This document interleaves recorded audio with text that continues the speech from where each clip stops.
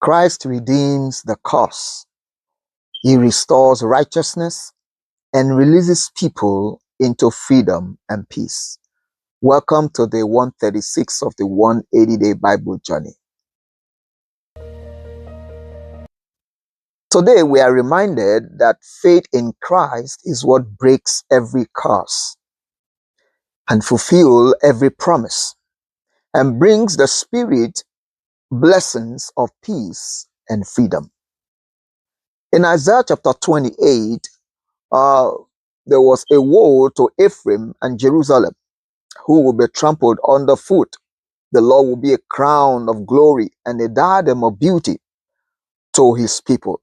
Even when they have made a covenant with death, and God will annul it by his sure foundation, stone which is set and laid in Zion. And the Lord will do his strange work, and the Lord will do his unusual acts. Christ is the sure foundation for righteousness. We should think about that. In Isaiah chapter 29, God declares woes to Jerusalem as he lays siege against it. The Lord will punish it with thunder, with earthquake, and with storm and flames of fire. Their disobedience blinds them, but they will be recovered to be a fruitful field when God does a marvelous work in their midst. You see, God's justice exalts the humble and silences the proud.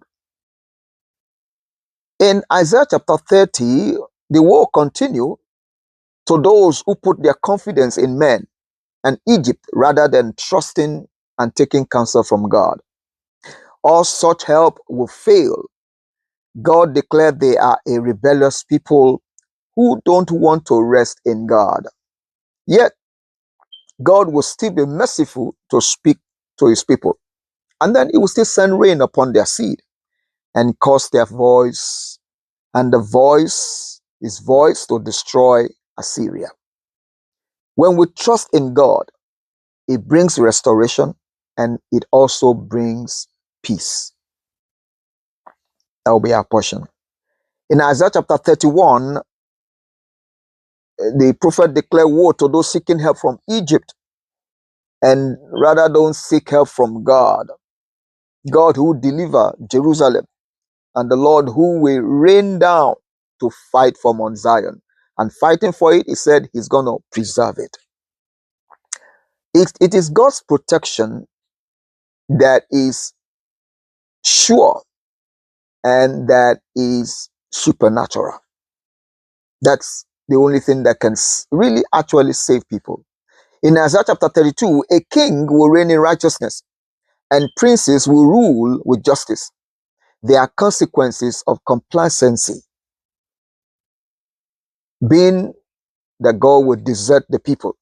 But the Spirit will be poured upon us from on high, and the fruitful field will become, and the wilderness will become a fruitful field, and the fruitful field will be esteemed as a forest. The peace of God will reign with quietness and assurance. Righteousness produces peace, and it produces fruitfulness. As we move into the book of Psalms 137, there is a longing for the songs of Zion to be sung while Israel were in captivity. They were requested to do it, but they said, how can we sing the Lord's song in a strange land? They asked the Lord to raise up against Edom. Even in exile, God's people remembered his covenant. In the New Testament, Galatians chapter 3, Apostle Paul said that we are justified by faith, as Abraham also believed God and was counted for him for righteousness. No one is justified by the law before God. Christ is the one who redeemed us from the curse of the law. The law, according to Paul, is like a school teacher who takes us for a particular season. Is the one who matures us before God and makes us to realize that we are sons and heirs of God. And because of that, we are Abraham's seed according to promise. Faith makes us heirs of God. Not only of God, but also his promises for our lives. In Galatians chapter 4, we are no longer slaves, according to Paul said, but we are sons of God. And then he makes us to be able to cry, Abba, Father. Paul addressed the attitude of turning back to serve things, to observe things, days, months, years, seasons. He prays for them, for the Galatians, that Christ will be formed in them, that Christ will be developed in them. And then there was an example of two covenants, one of the bondwoman and one of the free woman, one that is based on the physical Jerusalem and one that is based on the Jerusalem that comes from heaven. Freedom in Christ replaces bondage to the law. Christ has redeemed us. He has brought us out from that bondage. And this brings us to our memory verse today in Galatians chapter 3, verse 13 to 14.